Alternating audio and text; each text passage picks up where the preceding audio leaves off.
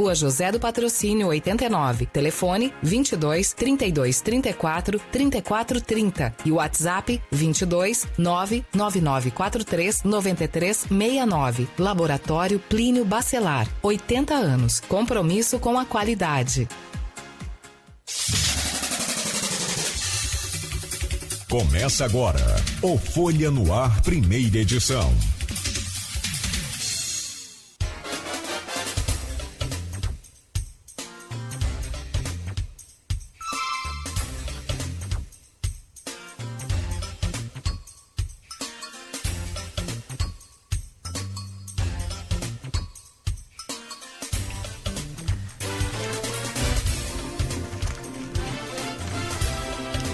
Segunda-feira, 21 de novembro de 2022, começa agora pela Folha FM 98,3, emissora do Grupo Folha da Manhã de Comunicação, mais um Folha no Ar. Estamos ao vivo pelo Face, pelo YouTube, pelo Instagram. Você pode acompanhar esse programa também hoje em podcast e logo mais tem reprise na Plena TV. São 7h13 em Campos, um ótimo dia, uma ótima semana a todos, sejam todos bem-vindos. Vamos às principais informações desta manhã de segunda-feira, semana que começa aí com o tempo parcialmente nublado e deve ficar assim durante todo o dia de hoje, segundo o Instituto Nacional de Meteorologia, com a previsão de tempo muito nublado e probabilidade de chuva no decorrer do período. Porém, o calorão está batendo forte aí. Para hoje, o Instituto Nacional de Meteorologia prevê 28 graus de máxima e 20 de mínima. Agora aqui no centro da cidade faz 24 graus com a sensação térmica de 26 graus, a umidade relativa do ar em alta acaba elevando também essa sensação, né, de calor. Quanto mais úmido, mais quente. E agora, de fato, é bem nublado aqui o tempo na área central da cidade. No programa de hoje, vamos conversar com Gilberto Coutinho. Temos o prazer de receber aqui o subsecretário de Igualdade Racial e Direitos Humanos, Gilberto Coutinho, para falar sobre o mês de novembro, que é o mês da consciência negra. Vamos falar da importância dessa data, que foi, é o mês todo, evidentemente, é o ano todo, é todo dia, a gente sabe disso. A data é importante sim, para que se reforce todos os tipos de campanha, todos os tipos de conscientização possíveis, né?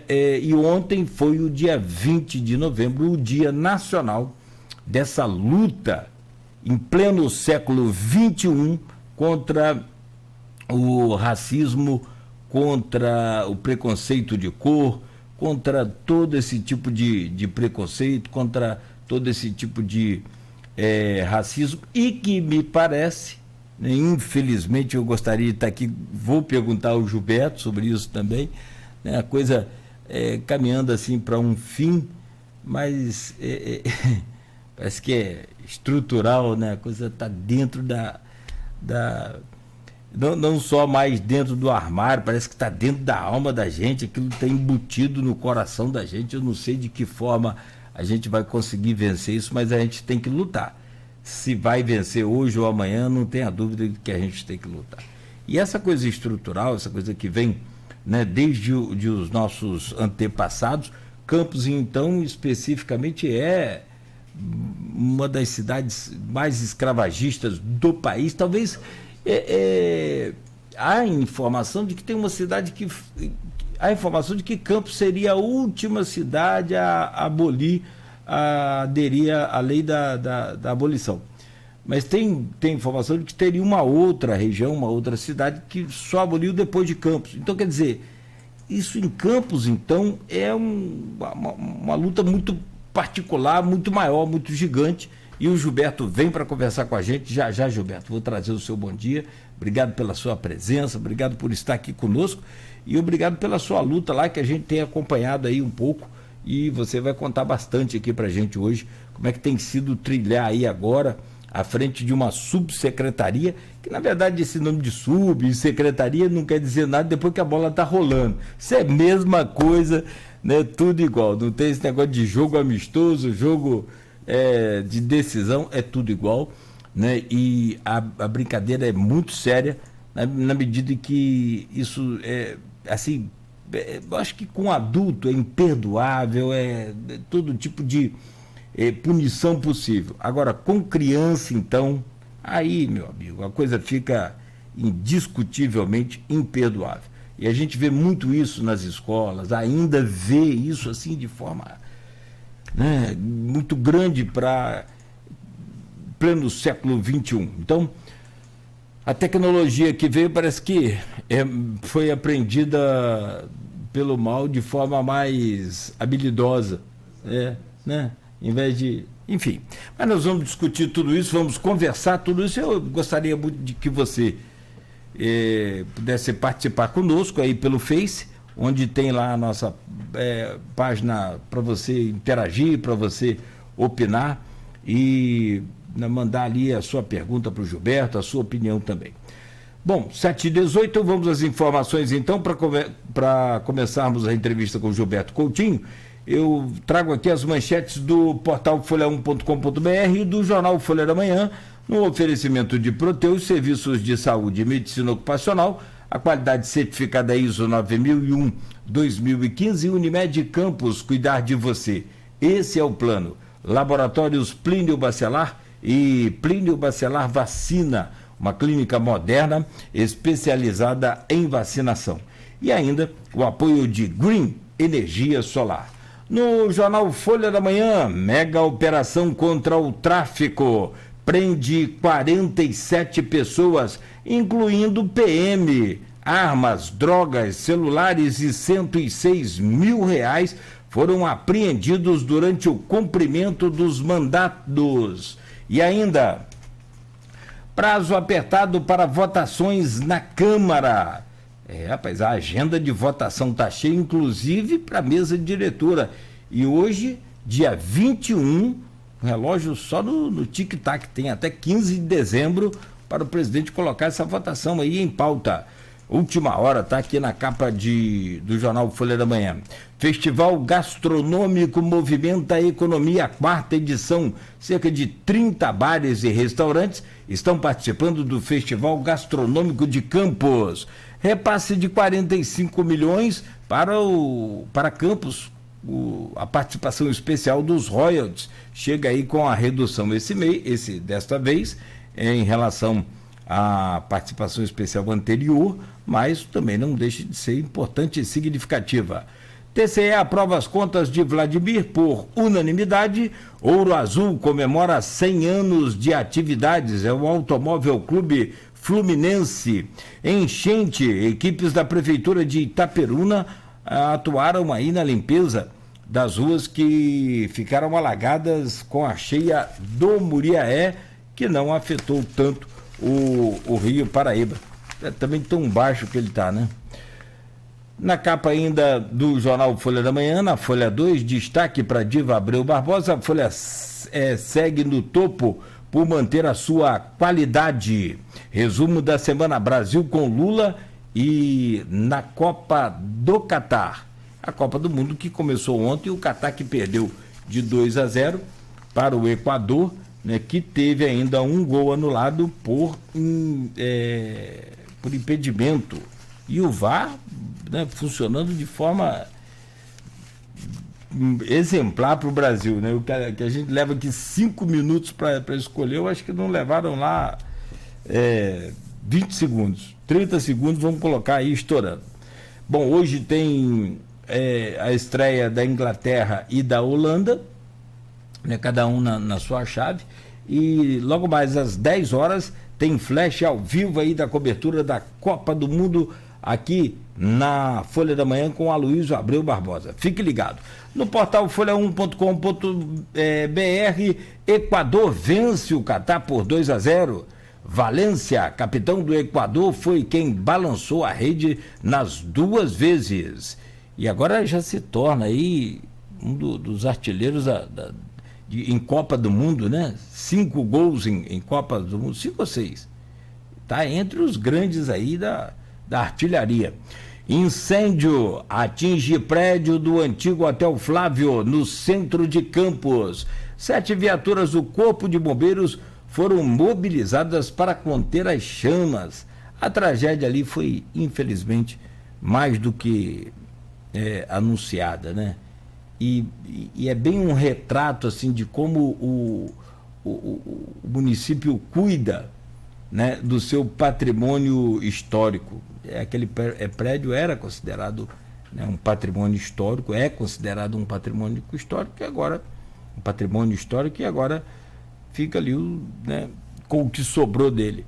E, infelizmente, me obriga a lembrar aqui sobre uma outra situação, que aí é diferente também, mas não menos arriscada ou não menos complicada com relação a essa questão de instalação elétrica, de necessidade de reforma, que é o solar do colégio.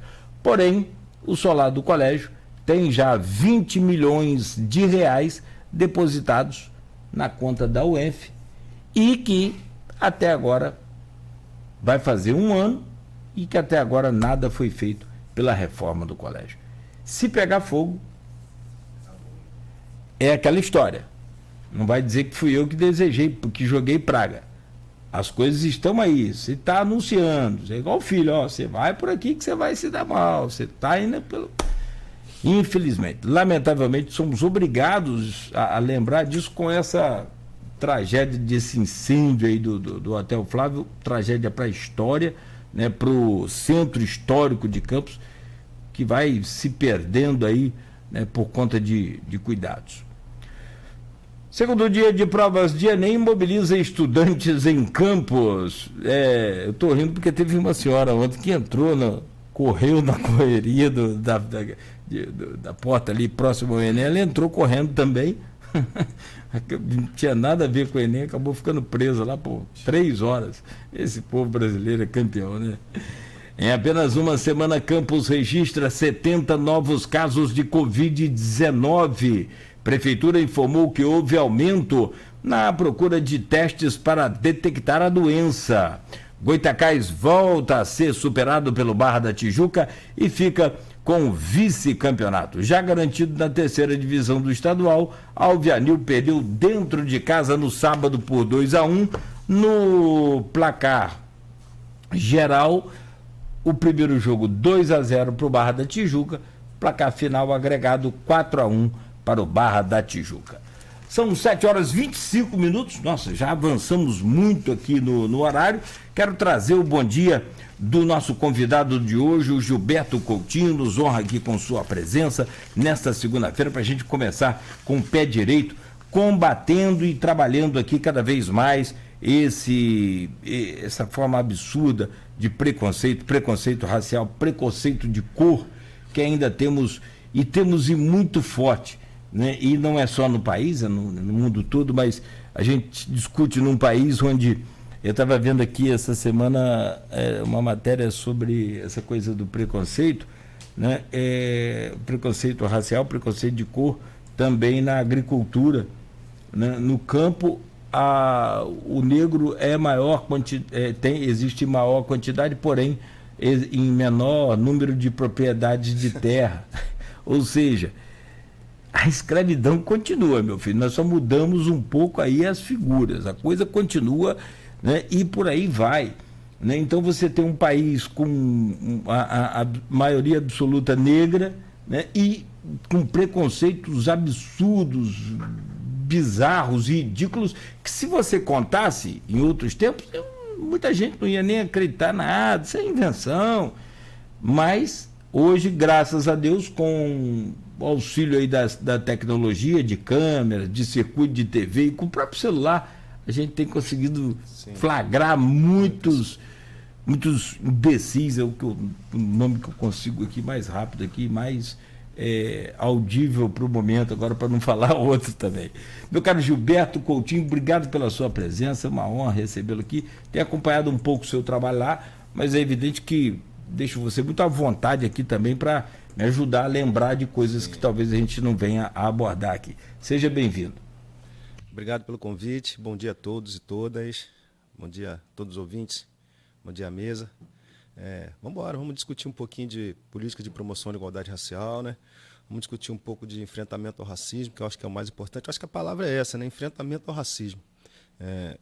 Porque tudo se dá a partir daí. A construção histórica do racismo estrutural, que a gente vai chamar aqui nessa conversa de racismo, né? Epistêmico, essa questão toda das epistemologia relacionada à cor do ser humano.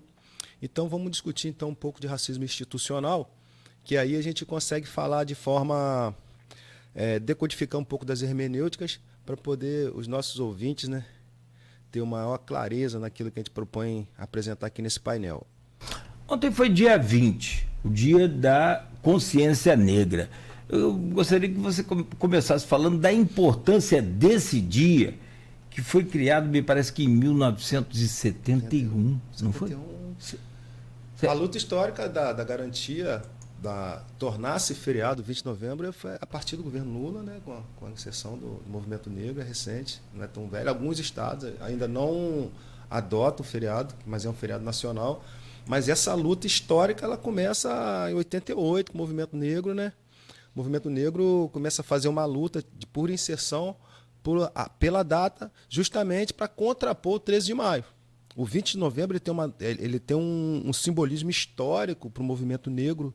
O movimento negro que eu digo é todos aqueles negros e negras que estejam em organizações governamentais ou não governamentais, que em algum momento se reúnem para discutir propostas, políticas públicas que visem a emancipação política, financeira e psicológica da comunidade negra brasileira.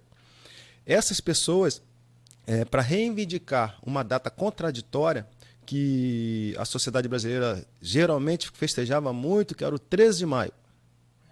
13 de maio era uma data muito festejada, ainda é uma data muito festejada por uma parcela da sociedade brasileira. O movimento negro ele traz a data da morte de Zumbi dos Palmares para estar revitalizando, né, trazendo, dando luz, digamos assim, trazendo, ou melhor, desenfumaçando, como dizem assim os mais antigos, para trazer de fato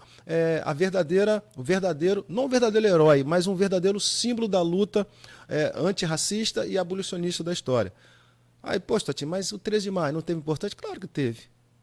Teve importância, teve sua passagem importante. Mas o 13 de maio é uma data fomentada pela Europa a partir da Revolução Industrial, acreditando-se ali começar o movimento capitalista mundial.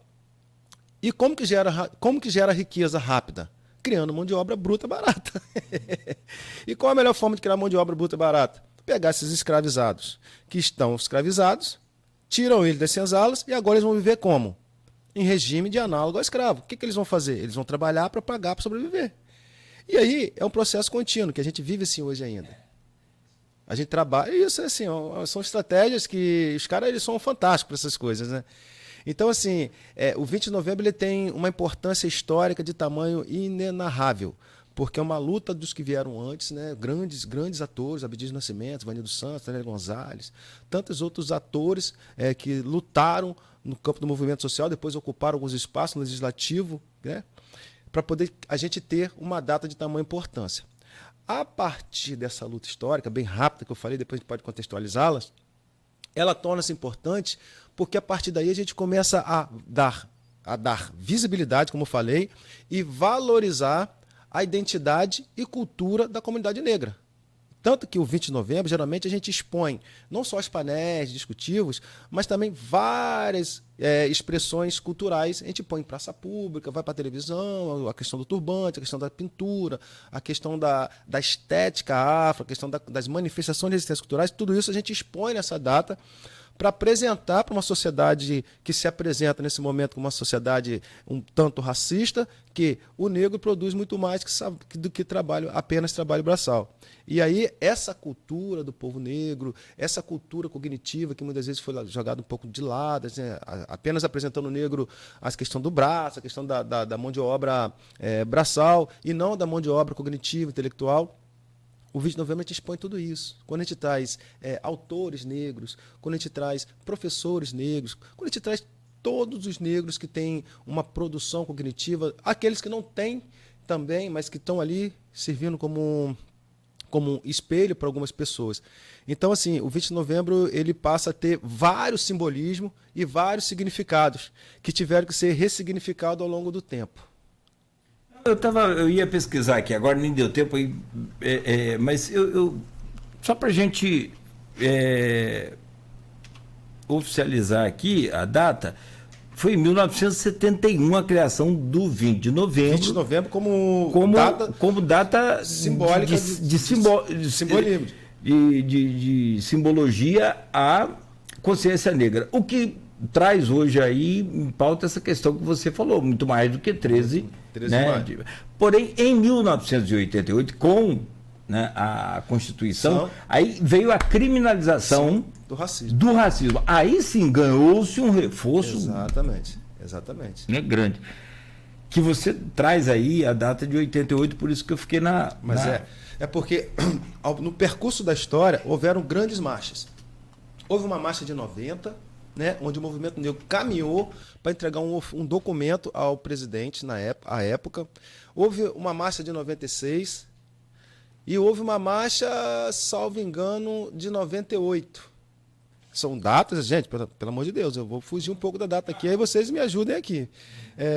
Foram alguns, foi a marcha Viva Zumbi, depois Viva a marcha Abolição Inacabada, foram tantas marchas que o movimento percorreu em busca da lei, né, de obrigatoriedade do feriado nacional, em alusão ao nosso grande líder, né, numa luta, à época, uma luta muito emblemática, extremamente organizada, no quilombo de Palmares, de Zumbi dos Palmares, dia como o Dia Nacional da Consciência Negra, fazendo contraponto.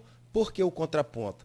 Porque ficou no imaginário dos nossos filhos, né, dos nossos irmãos, do nosso imaginário, que uma princesa acordou um dia, bem-humorada, e falou assim, vou abolir o negro do Brasil, ponto, foi isso. E aí não é verdade, porque a abolição do negro no Brasil, ela veio acompanhada com muitas vulnerabilidades e riscos sociais para essa comunidade negra. Então, assim, vale muito salientar que o 13 de maio teve seu fator importante, claro que teve, mas foi um processo que vieram outras leis antecedendo, a Querelba de Eusés, a do Vento Livre, tantas outras leis que deixavam o negro ainda mais frágil e vulnerável. O 13 de maio vem, lei, tá lá, lei tal, institui liberdade do negro no Brasil. O que essa lei faz? Tira o negro dos potes que a gente chama de porões, e daquelas senzalas, joga-se à rua e não oferta esse negro saúde, não oferta esse negro emprego, não oferta esse negro educação, não oferta esse negro possibilidade de emancipação alguma. Esse é o 13 de maio. E a luta do 20 de novembro é diferente. É para dizer assim, a gente consegue avançar, a gente precisa de políticas de garantias de direito, que a gente vai chamar mais à frente um pouco de política de ações afirmativas, né? E a gente vai discutir um pouco sobre isso lá à frente também, porque é muito contestada essa política de ações afirmativas, mas quando você falou no início do programa, eu fiquei atento que você falou que o negro é maioria absoluta no campo, entretanto está em minoria em espaço de posse.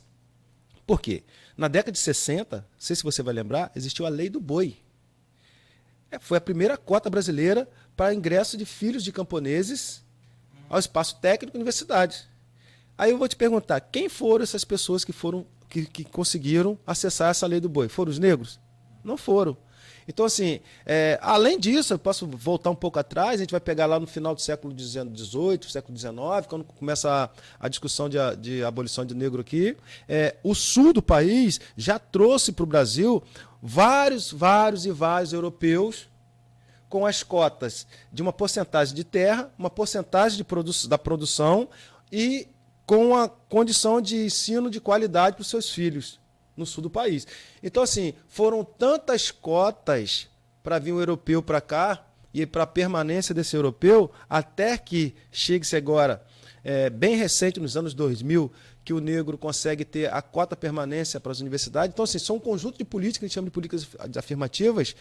E políticas de ações afirmativas, o que são elas? São um conjunto de medidas que visem reparar danos causados a grupos historicamente excluídos das agendas públicas. Essas são as políticas que a gente lutou muito para estar inserido, né? E aí você tem uma certa um momento de conquista, né? Sim. Isso foi aí em 2011, no governo Lula, então. Efetiva, 2010, 2011 efetiva a lei. E não é uma lei permanente, é uma lei transitória, onde agora são 10 anos de cota que vai parar para avaliar, para ver se continua, permanece ou não. Eu estou me referindo ao 20 de novembro. O 20 de novembro é muito novo, eu novi também em 2011. Governo Lula. Governo Lula. Né? Foi 2010 para 2011. A lei mesmo, de feriado. Ou já foi no governo Dilma? Não, foi Lula. Governo Lula. Enfim. Eu estava conferindo aqui a quantidade de municípios que aderiram. O país tem 5.561 municípios. 1.047 aderiram. Cara, o estado do Rio aderiu todo, né? Como um todo. Bom. Deixa eu tentar contextualizar um pedacinho da história aqui. A gente precisa ficar atento a algumas palavras. Uma palavra importante é a necropolítica. Palavra importante. Para discutir racismo, tem que discutir necropolítica. Uma outra palavra importante é o epistemicídio. É muito importante discutir essas palavras, porque essas palavras elas advêm de um projeto político de extermínio da comunidade negra chamado, que a gente chama, né, que foi chamado na época de eugenia social. Esse projeto se dá quando a coroa percebe que para cada brasileiro branco existiam 20 escravizados. E a preocupação naquela época era que, se avançasse os séculos, não teriam mais nenhum branco vivendo no Brasil, porque estava crescendo muito a comunidade negra. O que eles fazem? Vamos trazer mais europeus para cá. Foi aí que começam as primeiras cotas aqui no Brasil, com a chegada dos primeiros europeus, aqueles italianos, aqueles suíços, aquela galera toda que faliam lá na Europa. Eles traziam para cá para cuidar da terra, que tinha uma experiência de como lidar com aquilo, e crescer um pouco da população, vou chamar de caucasiana ou não negra, para poder as pessoas não acharem, o cara está falando branco, daqui a pouco falar que eu sou racista porque estou chamando branco de branco. É isso, sabe como é que é, né? Enfim. Mas hoje tudo é possível. Então, assim, a gente percebe por ali. E ali, qual era o projeto? Era eliminar. A ideia era a seguinte: o cruzamento de um homem da minha cor com uma mulher da sua cor ou da cor do companheiro do lado ou da mesma cor fizesse com que a nossa criança ficasse com a pele mais clara. Sim. A ideia era essa. Por quê? No Brasil, tem um autor que ele diz que é o seguinte, o Nogueira, ele diz que quanto mais pigmentado for a sua pele, mais racismo você vai sofrer. Diferente que nos Estados Unidos, na Europa, que você tem um racismo de gota, né? Se você tem a sua ascendência, você tem o seu tataravô negro e você tem um tom de pele claro e tem traços fenótipos caucasianos, você é considerado negro.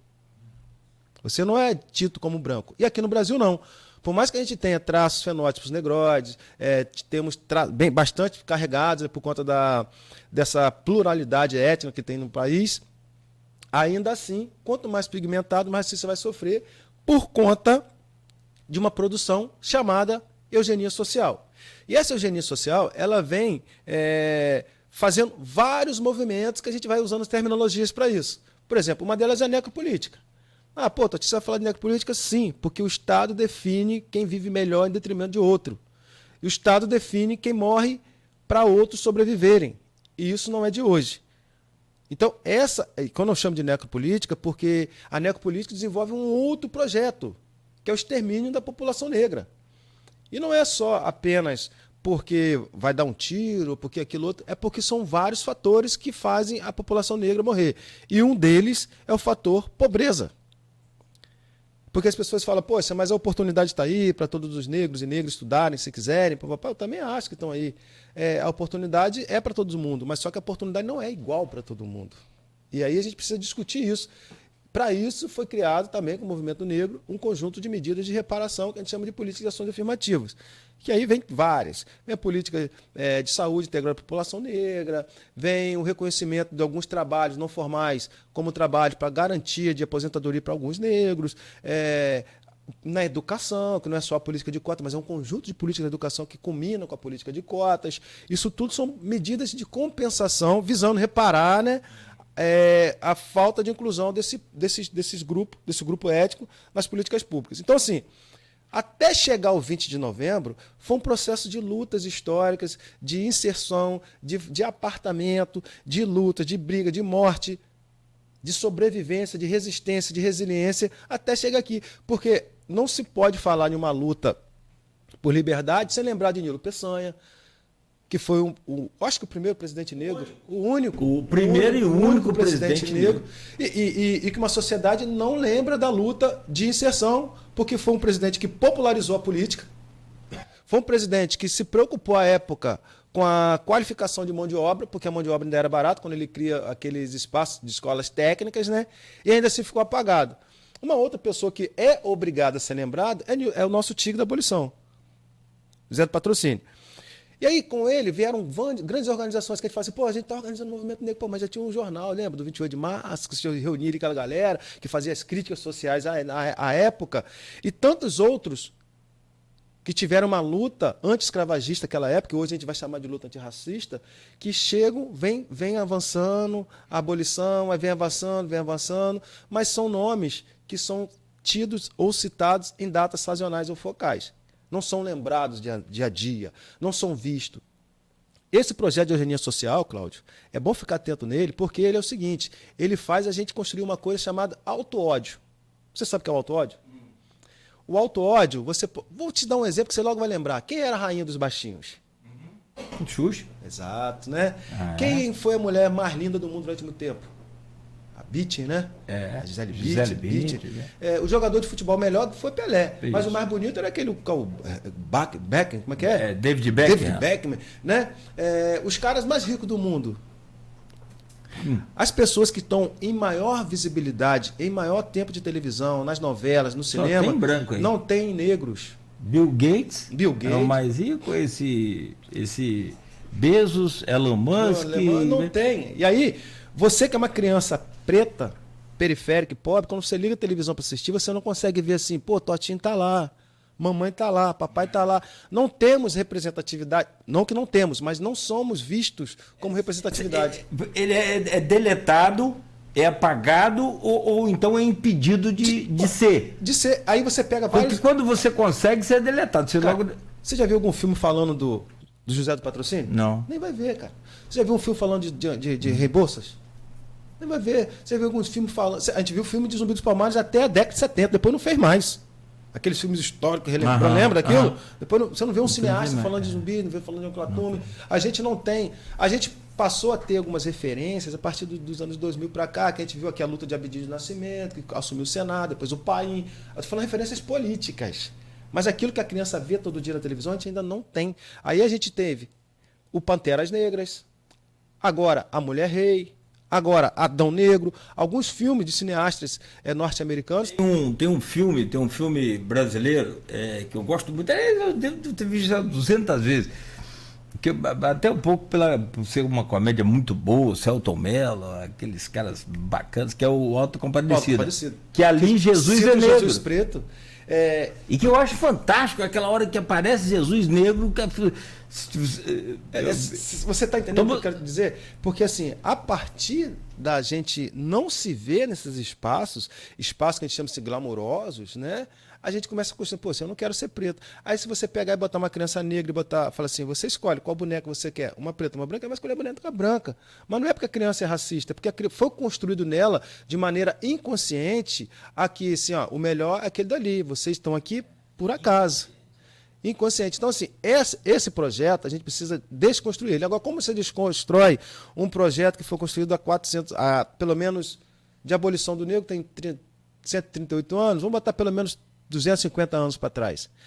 Quantas gerações precisaram passar para se afrocentrar e poder falar assim, não, crianças, não, pessoal, a gente pode, a gente vai ser. Então, esse projeto de eugenia social que eu falei, que o epistemicídio é isso.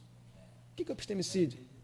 Vai apagando a memória cultural. Engraçado que isso vai falando, a gente vai lembrando, que você pegar o processo de tráfico negreiro para o Brasil, parava-se, muitas das vezes era preciso parar quando tinha aquele navio muito revolto, nas ilhas cabo-verdianas, e o cara tinha que passar pela árvore da doutrinação, né, da memória, que os caras tinham que ficar com a cabeça para baixo, pelado e rodando, falando o nome dele cristão. Ou seja, ou o cara ia ficar maluco, ou ele esquecer de fato aquilo que ele viveu. Então, o processo de apagamento da nossa cultura, da nossa identidade como sujeito, é um processo que vem quando você entra no navio, quando entrou nossos escravizados ali no navio. Então, assim, reconstruir todo um processo de igualitário para o negro ser igual ao branco, o branco ser igual ao negro, o homem ser igual à mulher, a mulher ser igual ao homem, é um processo que eu, Totinho, assim, vejo de forma que a gente vai conseguir em algum momento, a gente precisa continuar a nossa luta, mas a gente vai precisar de muito mais aliados nessa luta. Por exemplo, eu não vejo uma luta antirracista ter sentido se não tiver branco junto. Sim. Nenhum sentido. Sim. Faz sentido. Não faz sentido, dada a medida da proporção. O cara precisa entender o local dele naquela luta e dizer, pô, tô aqui aliado. Porque algumas pessoas me perguntam, Cláudio, pô, Tati, mas você acha que nós somos culpados pela escravidão? Cláudio, eu não acho que nenhum branco vivendo na Terra hoje é culpado pela escravidão que aconteceu no mundo. Não é. Porque ele não estava lá, não viveu aquilo lá. Agora. Faz uso de um privilégio histórico. E a pergunta que eu faço para essa galera não negra é a seguinte: você não é culpado, irmão. Você não é culpado. Mas você está disposto a abrir mão de um privilégio histórico para fazer uma luta por direitos iguais? Essa é a pergunta que a gente deve fazer. E muitos estão dispostos, está aí, muitos estão dispostos. Outros não, e aí é um direito que o cara tem. Agora, a luta precisa continuar. É como eu falei, a gente precisa desconstruir o processo da construção do auto-ódio. A gente precisa enfrentar esse projeto de eugenia social, que ele ainda está em curso. Esse projeto não acabou lá, acabou a eleição não, ele está em curso. Por quê? É um longo processo até chegar aqui. E aí a gente até está, né? Porque estou aqui como subsecretário, eu estava lá na rua militando no movimento negro. E militando mesmo, fazendo enfrentamento. E assim, eu sou um cara de embate. Posso falar de maneira rebuscada, eu também posso brigar, porque depende de como vai estar a situação, o terreno, né? E na secretaria, a gente entendeu que naquela disputa eleitoral, a gente via que o ex-prefeito não tinha condições nenhuma, contrato com as pautas de minorias sociais, dada os desmontes. Eu não estou aqui para criticar o passado, porque não é minha onda, também não é minha área. A gente entendeu que naquele momento a gente tinha que se aliar ao então candidato Vladimir Garotinho, porque se mostrava mais simpático e sensível às pautas dos grupos minorizados socialmente. Estrategicamente, a gente precisava ter um aliado. E que fosse ganhar a eleição, para a gente poder fazer aquilo que a gente acredita, não é isso? Sentamos com o prefeito, na verdade é só, partiu dele essa conversa. Chamou a gente, olha só, Totinho, eu quero que você escreva meu plano de governo na área de direitos humanos e igualdade racial.